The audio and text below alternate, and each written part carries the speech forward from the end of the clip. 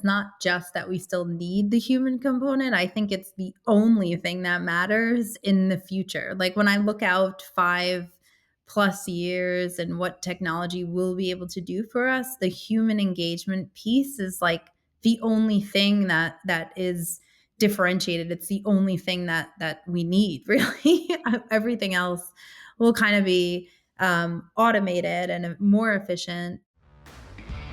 Welcome to Mitlin Money Mindset, your weekly dose of inspiration and insights to ensure you enjoy each step of your journey. Whether you're saving for the future, planning your next big adventure, or simply looking to add more joy to your life, you've come to the right place. Now, let's dive in. I'm Larry Sprung, your host for the Mitlin Money Mindset and founder and wealth advisor of Mitlin Financial. Today's guest is Dani Fava, Chief Strategy Officer at Carson Group. Dani Fava is a visionary in the world of financial services, known for her forward-thinking approach to strategy and innovation. As Chief Strategy Officer at Carson Group, Dani plays a key role in driving the firm's growth, leading initiatives that enhance the client experience and empower financial advisors to better serve their clients. Her expertise in leveraging technology, data, and trends has positioned her as a trailblazer in the industry, helping to shape the future of financial advice. With a career spanning over 2 decades, Dani has a deep understanding of the evolving financial landscape and a passion for creating strategies that align with both client needs and market demands. Her insights and innovative mindset have earned her recognition as one of the most influential voices in financial technology and strategic planning. Join us as we dive into Dani's impressive career, explore her vision for the future of financial services, and learn how her strategic approach is transforming the way advisors and clients interact. Well, today I have Dani Fava, Chief Strategy Officer at the Carson Group. I am so excited to have this conversation. Welcome to the show, Dani. Thanks for having me, Larry. Yeah, so a little tidbit here. Dani is our first and only guest that has come on a second time. She was episode number 21, and I take that back. She's one of only 2 repeat guests. So you are certainly very special to the show. So I appreciate you, and I'm looking forward to a great conversation. Thanks for having me back. Yeah, well, welcome. New stuff. So, listen, what I want to do is we'll spend a lot of time on what you're doing today as the Chief Strategy Officer at Carson Group. But before we dive into that, can you just give our listeners an idea of who Dani Fava is, your kind of road and progression to becoming the Chief Strategy Officer at Carson Group? Sure. So I've been in the FinTech space for about 20 something years. I've spent a whole bunch of that time, approximately a decade, at TD Ameritrade. You all remember TD Ameritrade before they were acquired by Schwab. I was the director of innovation at TD and did a ton of work on their technology for financial advisors. Really started working with machine learning and artificial intelligence back then, around 2012. We were looking at how do we create machine learning, how do we do voice activated experiences for financial advisors and investors, and just had a ton of fun there working with financial advisors and active traders in the financial markets. I spent the next 4 years at Envestnet, another fintech company that creates financial software for financial advisors, and now am the Chief Strategy Officer at Carson Group. And I've been there coming up on 6 months. So it's a good time to kind of talk about my perspective of this job 6 months in and sort of how we're using artificial intelligence in new ways now for financial advisors. Yeah. So thank you for that. Let's go. I want to go back for a little bit because 20 years ago, starting in fintech, really, and kind of talking about machine learning. And here we are in, what's going to be 2025. And it's all really coming to the forefront now. So how, 20 years ago, did you get involved in fintech? What was the thought back then? So I'll actually give you my origin story, which I've told before, but it's cool and it's a reminder of how to view technology even today. So My daughter is 25 years old. She's now a lawyer. Can't believe it. But when she was just, a 1 year old, I had graduated college and got my first job on Wall Street, and I was working on a trade desk, and it was my job to come into Manhattan early in the morning and run a bunch of reports, send those reports to the printer, staple them, and get them on all of the traders' desks before the market opened, right? Which was a real challenge for a mother, a single mother of a 1 year old, to get my daughter to daycare and get all this done before the market opened. So, and I was just thinking, like, there's got to be a better way. I'm hitting the same buttons every day when I come in. There's got to be a way to automate this. And so I spent a lot of time figuring out the software program that my company was using. And I figured out how to code in SQL at the time, pretty simple, and automated those reports and scheduled them to run at a specific time of the morning every day and send them automatically to the printer. Like, this was really innovative stuff Yeah, 25 years I ago. agree. So that when I got in the morning, all I'd have to do is walk over to the printer, staple the reports, and deliver them to everyone's desk. And I automated my job. And I think that's the reminder here, right? Is that everything that you spend time doing, which is a manual task, can probably be automated now, even more so with artificial intelligence, of course. But the software company that I had coded and scheduled those jobs on called me one day, right? So I'm sitting at work and I get this phone call from the software company, and they're like, "Hey, we saw what you did." And I initially I was like, "Oh no, I'm probably in trouble. You probably shouldn't do something like that without permission of the software company." But lucky for me, they asked me if I wanted a job. And that was my first job really in FinTech. So I started in the financial markets, but quickly moved over to FinTech and have been sort of making a living out of creating efficient processes now for financial advisors. Yeah, and I think that's an amazing point, right? You created this process to make your life easier. You still needed to be involved in that process because computers weren't going to staple them, get them on the advisor's desk. So, I think that's very poignant to, this whole idea of, AI and fintech replacing advisors. I still think we have a very important role, just like you did, even with that role there, to make sure that it got finished and completed, to its fullest, which is great. So, one of the things we talked about a little bit now, and is a major, probably the biggest buzzword that we've heard in a long time, is AI. And before we dive deeper into AI, can you share what your definition of AI is? Because I think, just so our listeners have an understanding of what you and how you view it, because I think there are many different ways to look at AI, and many different angles to approach it. Yeah, and I'll give you my definition, and then I'll tell you a little bit about why artificial intelligence is different from just regular algorithmic computer programming. So AI, artificial intelligence, is really a field of computer science, right? And it's a field of computer science that makes decisions much in the way a human brain would make decisions, right? It is not coded to have a specific answer to a question. So an algorithm would be where you tell the computer, if A, then B, if A and B, then the answer is definitely C, right? That's how you code an algorithm. But artificial intelligence is quite different because the machine learns through experiences and then creates an output or makes a decision much in the way a human brain would through a neural network. So, the example that I usually give to illustrate this is sunny days and rainy days, right? So, we've all, throughout our human lifetime, we have learned how to decide when you walk out in the morning that, hey, it's probably going to rain today and I should go back in the house for an umbrella. You were not taught that, right? Nobody ever sat you down and said, if this is true, the sky is gray, and this other thing is true, the air feels cool, or there's a certain smell in the air, then you should probably go back inside for an umbrella. No one has ever sat us down and taught us that. Instead, we've walked out of the house on hundreds or thousands of sunny days, and hundreds or thousands of rainy days. And we have decided to find the patterns and decide what does a rainy day look like, right?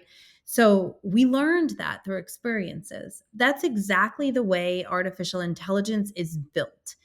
Someone feeds a system a lot of language or a lot of experiences, and they say, here's 100 rainy days, and they tell it they're all rainy days.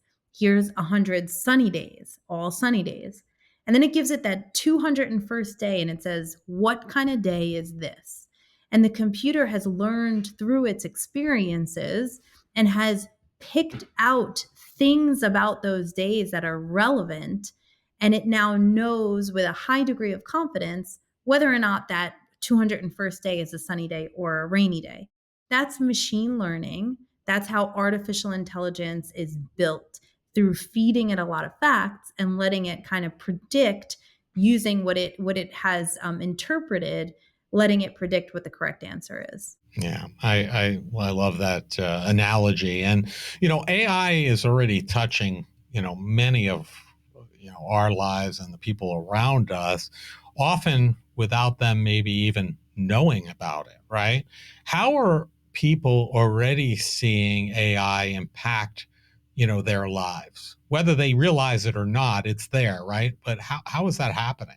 So much so. So there's so many things that we're using day to day that are artificial intelligent applications, whether that's chat bots that are answering us, or whether that's something simple like facial recognition to unlock your phone. Right, that's a form of artificial intelligence. It's predictive data analytics, that it's going to know that it's your face, whether you're smiling or frowning or squinting. It still somehow knows that it's your face because it's not an exact match, but it's able to predict the various kind of stages that your face may be in. A little more facial hair growth, still knows it's you. That's artificial intelligence. And so artificial intelligence has kind of made its way into our lives in these kind of ubiquitous areas. And I laugh at people who are like, oh, I'm really scared of artificial intelligence. And I'm like, well, you're already using it in a lot of different ways throughout your lives.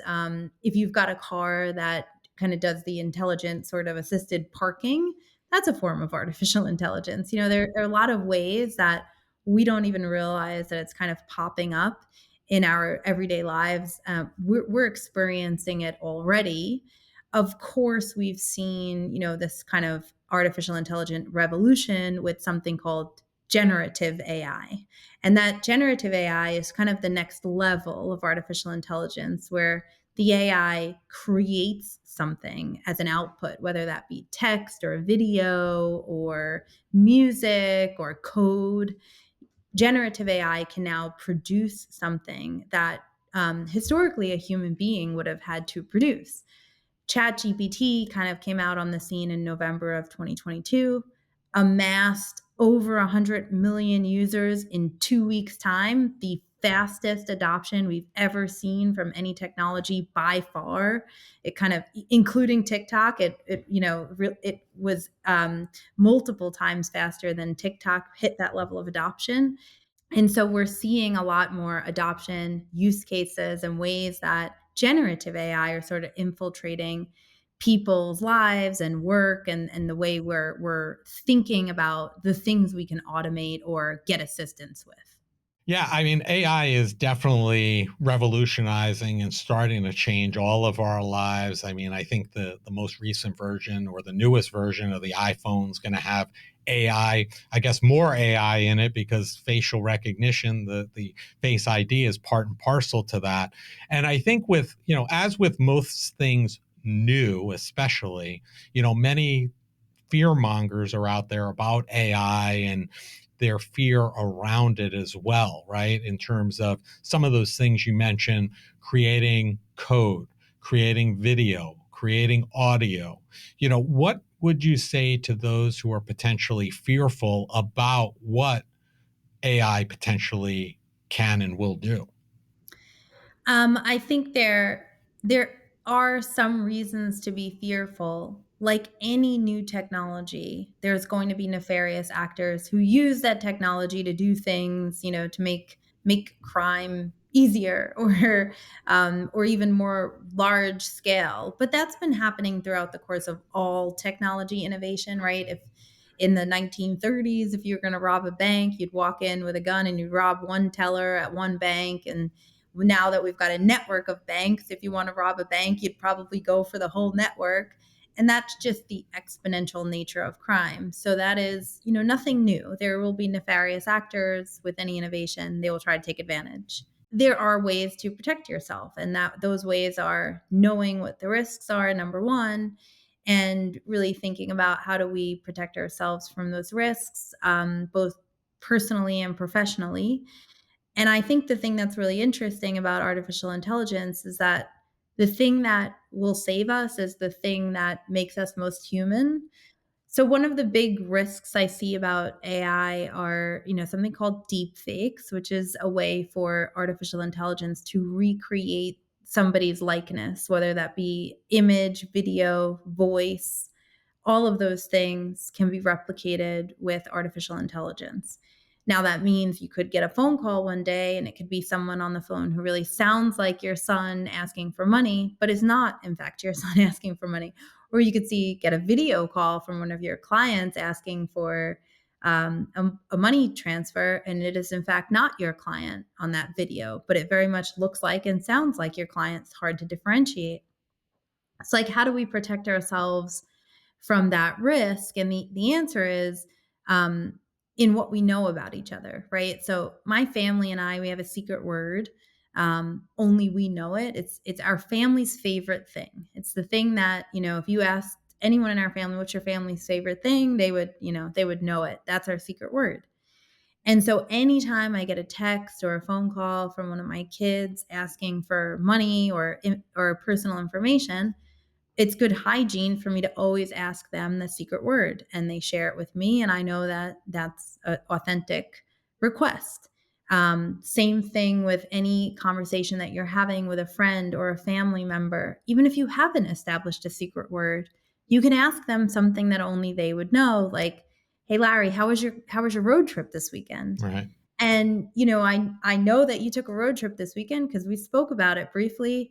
It's something that I know about you that an artificial intelligent bot wouldn't know, right? So that's like the way that we keep ourselves safe is the very thing that makes us human, which is the relationship that we have with each other.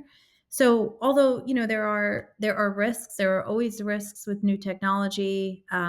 It will be used by nefarious actors. There are ways for us to be aware of what the risks are, and there are ways to continually protect ourselves against those risks, which are pretty, accessible. I'm not talking about going out and buying a whole new, cybersecurity stack. They are for sure accessible ways that we can protect ourselves, and some of the others are just, common sense ways for professionals like us who are using chatbots and things to assist with work, which, by the way, 78% of knowledge workers, so 78% of people who have desk jobs like we do, are saying that they are using AI to augment their jobs. That's from a recent survey that Microsoft and LinkedIn published. 78% of people are using it. So like, how do you keep yourself safe from, leaking confidential information or personal information at work? And that answer is really simple too. It's, the same thing, like you wouldn't post your client's information or your own information on a website online. You shouldn't input that information into a chatbot. You shouldn't upload personal or confidential client information into ChatGPT or another chatbot. It's like really sort of these common sense, really easy things, good hygiene to have when interacting with artificial intelligence, and really easy ways that we can protect ourselves against those kind of threats from things like deepfakes. Imagine a relationship where financial conversations don't feel stressful, but actually bring you joy. We've designed a guide to help you have positive, meaningful money conversations with your partner. This isn't just another budgeting tool, it's a roadmap for building trust and connection. So if you're ready to start a joyful money journey with your partner, go to mitlin.us/couplesjoy and download your free guide. Transform your financial future together starting today. I mean, at the end of the day, it's here. It's here to stay. It's only going to be more ingrained in our lives. So it's just a matter of learning how to use it appropriately and when to use it and how to protect yourself. And I think that's great. Listen, my mother-in-law, I think we talked about this openly, got a phone call who she thought was from my son or somebody representing him, that he was in an accident and needed to send him money. And my wife and I were on a plane at the time. Luckily, we had Wi-Fi, and the iMessage went through. And we were like, no, we were just texting with him 5 minutes ago. He's fine.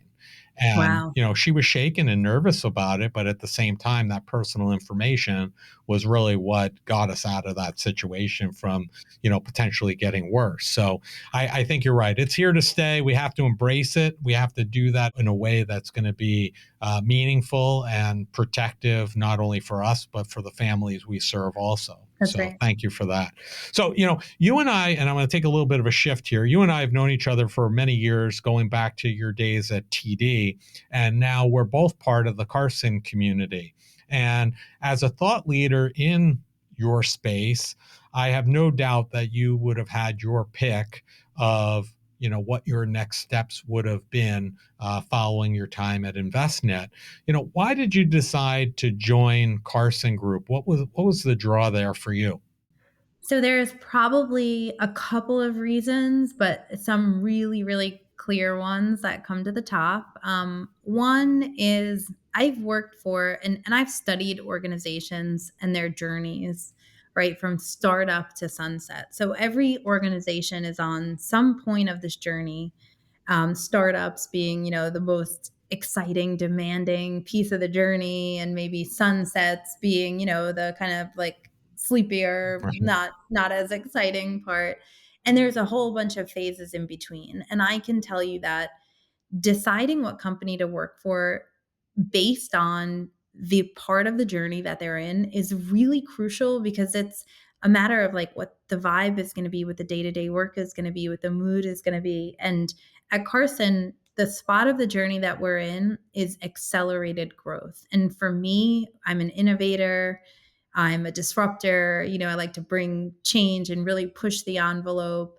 I need to be at a place that's in accelerated growth period, a place that's making investments and wanting to change and grow quickly, really suits my personality. So the one of the deciding factors was just that, making sure I joined a company that was at that spot in their growth trajectory on their company journey. So that was one. Number two was, I'm, as you are, of course, kind of really passionate about the RIA industry. So, independent financial advisors who are helping their clients define what financial freedom and happiness means, and are kind of, these independent, so they're untethered and unbiased. And all independent financial advisors really are business owners in some capacity. So, I love the industry that we work in. I love what we are both passionate about in terms of what we want to do for our clients. So like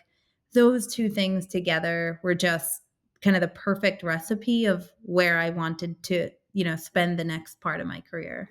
Sure. So, let's talk about this new role, your new role for a moment, or newer role, right? Because I think that this is pertinent for the families we serve who are listening, and I think it's also it dovetails into other advisors who might be listening, thinking about kind of what their current tech platform or stack, or how they're serving families and how they might relate to that. But we've talked a lot about AI here. How are you planning to help, to use AI to help us as advisors better serve families? Because we talked about earlier, we still think, and I know you're in agreement with this from our conversations, we still need that human engagement, right? The AI is really just going to be there as an assist to us to help do that. So how are you going to, and how are you planning to use AI to help us better serve the families that we work with each and every day? And I would take it even one step further. It's not just that we still need the human component. I think it's the only thing that matters in the future. Like when I look out 5 plus years and what technology will be able to do for us, the human engagement piece is like the only thing that is differentiated. It's the only thing that we need, really. Everything else will kind of be automated and more efficient. So when I think about like what will we use artificial intelligence, generative AI, how will that help financial advisors serve their clients right now? There's a few categories that I think about. One is communication. So a lot of what you're doing on a day-to-day basis is communicating with your clients, whether that's through writing, blogs, emails, just keeping clients informed, whether that's through meeting with clients, sitting down one-on-one and talking about their financial goals, their fears, what they need, upcoming life events that are, important to them. It's all about communication. So I think about the first category being, how do you communicate most effectively with your clients? And how do you, in fact, serve even more clients more effectively? And that all comes down to communication. So some of the things that we're doing at Carson are we're enabling advisors to have AI assisted meetings, which means, sidecarring that meeting with a bot that will do meeting transcription and summarization. And the most important thing is capture follow ups so that you never miss something that you said you were going to do. If you said you were going to send your client some information about HELOCs or about interest rates, the AI is capturing that. It's updating our CRM, Salesforce, and it's reminding you to do that until you complete that task, right? Those are the kind of things that I think become really important for financial advisors, to make sure that they're giving the best service possible to their clients, that nothing is falling on the floor, that you're remembering everything you said you would do, and that we're assisting you to make sure that you get that thing done. It's all about capturing that communication. It's about making sure that communication is in the form that the client wants to receive it.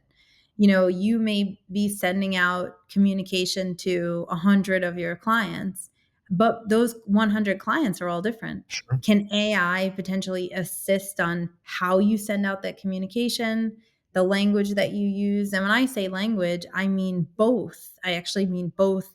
The terms of that engagement. So, is it professional? Is it casual? Is it brief? Is it long form?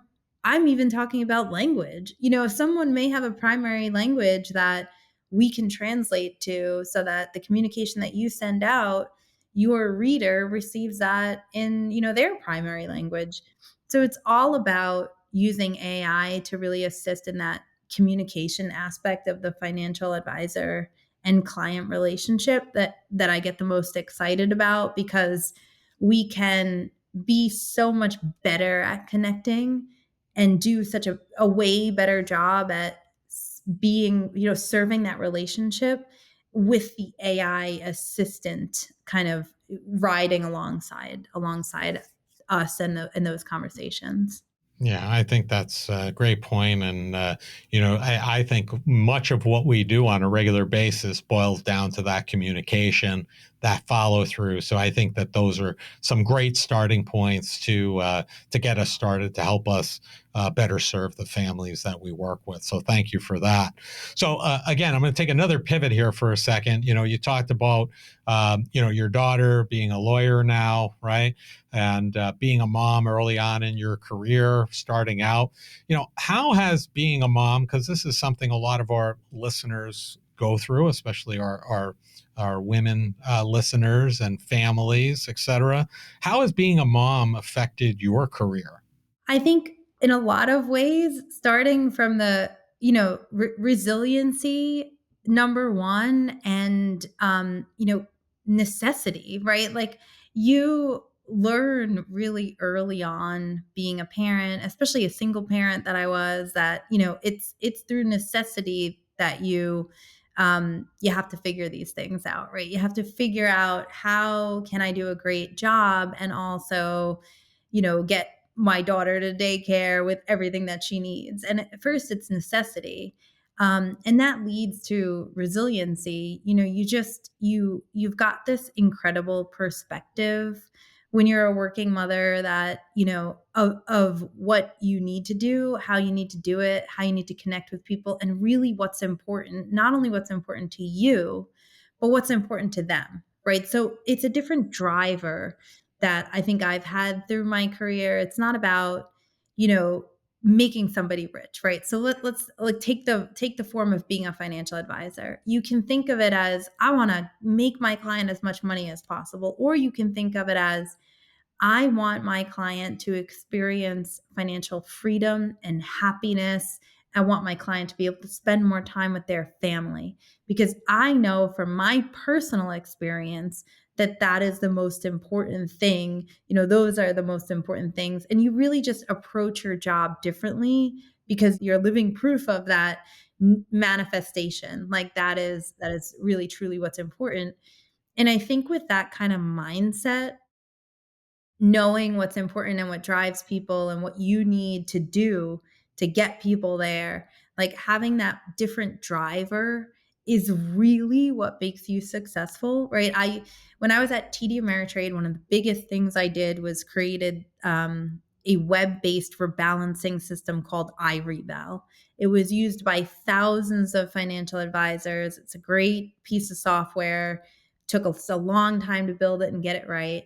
And I remember the best moment, the most fulfilling moment of that job was an advisor called me up and said, because of what you did, I can spend more time with my newborn. Right. And that was like the moment where, I'm like, now I'm driven to do even more of that. Like Sure. it's more of that rather than the driver of, this piece of software is going to help lower your tax liability at the end of the Right. year, which it's going to do. Right, but that's not the driver. And I think when you're a mom, a parent, a family member, a good member of society, all of those things, and you really understand through your own human experiences what's important for other people, it drives you to create that outcome for more people. Joy is the driver, we say, right? Joy. That's And, right. and I would argue, I mean, from an outsider looking in, you may feel differently because it's your life, but I'm wondering if, had you not been a mom, would you have gone the lengths that you did to figure out how to automate that process and actually continue down the fintech path like you did? Right. I think you're right. I don't think that I think I would have had a different outcome had I not been a mom and been a mom so early in my career. That kind of gave me this necessity, right? that Yeah. I that I needed. It really created a foundation for me around being innovative, being a disruptor, really figuring out how to do things that other people hadn't figured out yet, all in the name of, being able to spend more time Yeah. doing the things that are important. And now you're letting us spend more time with the families we work with because of technology. So it has that rippling effect with which is great. And tied to that question about being a mom, and how that's affected your career. How can we? Because I know this is something you're passionate about, also. How can we continue to expand the role of women in our profession? I would argue that since I got in, things are certainly better, right? And I think things have a tendency to take longer than we want to, and in manifestation and coming to be. But how can we work towards expanding the role of women in our profession? And I'm like gonna give you sort of the same answer. I really think by adopting more technology, it pushes our industry in a direction where the traditional female skill set is actually the most important skill set that we need moving forward. So when I think about technology and all of the things it promises to do in the future, right? Market inefficiencies become almost obsolete. Any sort of need for math and science experts almost become obsolete. So like the traditional STEM skills that have been traditionally done by men, right? More so than women. Sure. Those start to become what is automated.